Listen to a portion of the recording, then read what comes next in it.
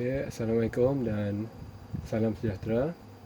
Untuk hari ini kita akan tengok sambungan bagi tajuk penakulan logik, iaitu di bawah tajuk di bawah subtopik hujah. Okay. Sebelum kita mengenal hujah, kita kenal dahulu, iaitu terdapat dua jenis pernyataan, iaitu yang pertama pernyataan yang umum, pernyataan yang khusus. Okey. Pernyataan yang umum ini merujuk kepada perkara-perkara yang umum. Contohnya kita tengok di sini, jumlah sudut dalaman bagi poligon ialah n tolak 2 darab 180. Ini merupakan pernyataan yang umum. Okey. Manakala bagi pernyataan yang khusus, pernyataan itu hanya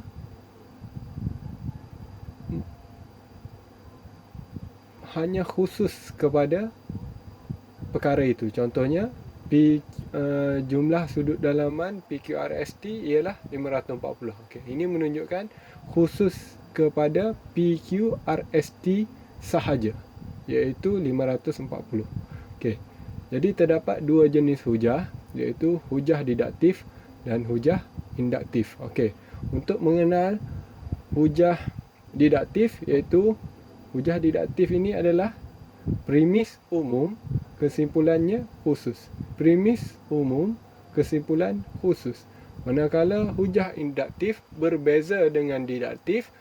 Kalau tadi premis umum, bagi hujah didaktif premisnya khusus. Manakala kalau bagi hujah didaktif kesimpulannya khusus, bagi hujah induktif kesimpulannya adalah umum. Dia terbalik saja. Okey, kita tengok contoh. Premis 1, jumlah sudut dalaman poligon ialah n tolak 2 darab 180. Okay, sudah diberitahu tadi, ini adalah umum. Okay, premis 2, PQRST ialah pentagon. Kesimpulan, jumlah sudut dalaman PQRST ialah 540. Jadi contohnya premis 1 ini premis umum. Kesimpulan, jumlah sudut dalaman PQRST ialah 540. Maka ini kesimpulannya khusus. Maka ini adalah hujah didaktif. Contoh hujah didaktif. Okey, bagi kedua, premis 1 60 boleh dibahagi dengan 5. Premis 2 80 boleh dibahagi dengan 5. Okey, premis 1 60 boleh dibahagi dengan 5. Ini adalah premis khusus di mana kita bercakap tentang 60. Okay, jadi kesimpulan, semua gandaan 10 boleh dibahagi dengan 5. Semua gandaan 10 boleh dibahagi dengan 5. Semua gandaan 10 ini merujuk kepada umum. Semua gandaan 10 sama ada 10, 20, 30, 40, 50 dan sebagainya. Itu adalah gandaan 10, maka dia boleh dibahagi dengan 5. Ini merupakan kesimpulan umum. Jadi yang kedua ini adalah contoh bagi hujah induktif, iaitu premis khusus. Premis 1 khusus, 60 boleh dibahagi dengan 5 dan kesimpulannya adalah umum. Semua gandaan 10 boleh dibahagi dengan 5. Okay, untuk yang seterusnya kita tengok menentukan dan menjustifikasi kesahan suatu hujah didaktif serta menentukan sama ada hujah yang sah itu munasabah. Okey.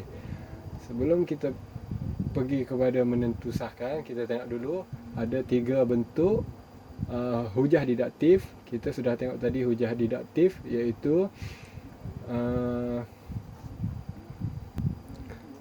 yang hujah didaktif tadi adalah premis umum serta dan kesimpulan khusus. Jadi bentuk-bentuknya kita akan tengok. Bentuk yang pertama, premis 1 semua A ialah B. Premis 2 C ialah A. Kesimpulan C ialah B. Bentuk kedua, premis 1 jika P maka Q. Premis 2 P adalah benar. Kesimpulan Q adalah benar. Bentuk ketiga, jika P maka Q. Premis yang kedua, bukan Q adalah benar. Kesimpulan bukan P adalah benar. Okey, kita tengok contoh.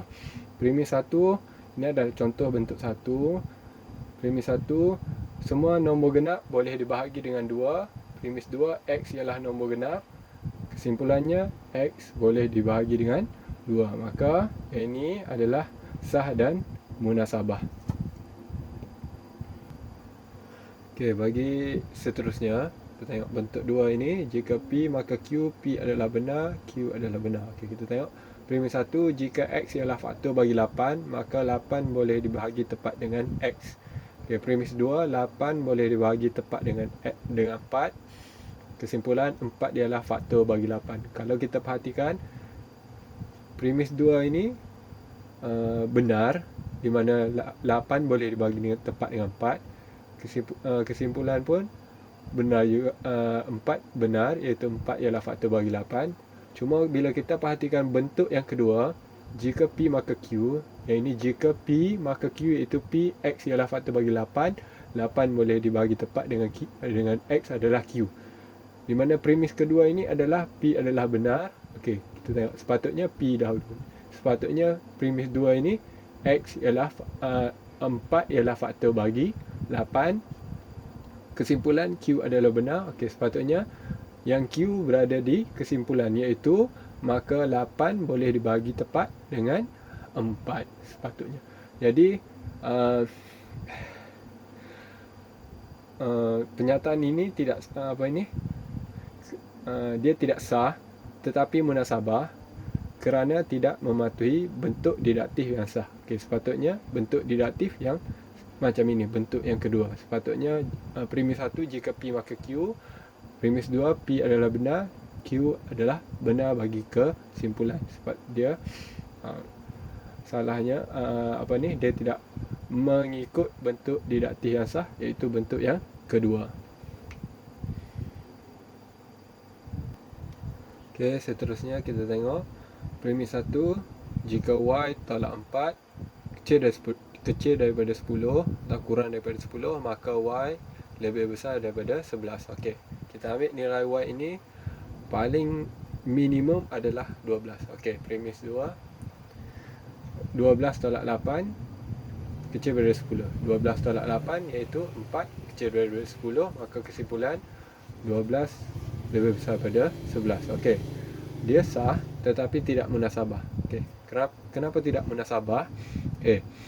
Jadi contohnya, jika Y tolak 4 kecil daripada 10, maka Y lebih besar daripada 11. Okey, kita ambil satu nilai yang lebih besar, iaitu contohnya 20. Sebabkan Y lebih besar daripada 11, contohnya 20.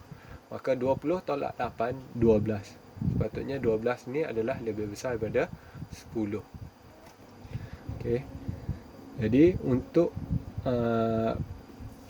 yang ini dia sah tetapi tidak munasabah kerana premis 1 tidak benar. Macam yang cikgu cakap tadi, kalau kita ambil nilai Y ini 20, iaitu lebih besar daripada 11, contohnya 20, maka 20 tolak 8 iaitu 12 lebih besar, sepatutnya lebih besar daripada 10. Maka di situlah tidak munasabah kerana premis satunya adalah tidak benar. Okey, kita tengok contoh yang seterusnya. Premis 1, jika X lebih besar daripada 6, maka X kuasa 2 lebih besar daripada 36. Okey, premis 2, X lebih kecil atau sama dengan 6. Kesimpulan, X kuasa 2 lebih kecil atau sama dengan 36. Okey, maka kalau kita tengok bentuk yang kedua, jika P maka Q, jika P maka Q, P adalah benar. Okey, adalah benar dan Q adalah benar juga. Okey, jadi premis 2 sepatutnya P adalah benar dan Q, kesimpulan Q adalah benar.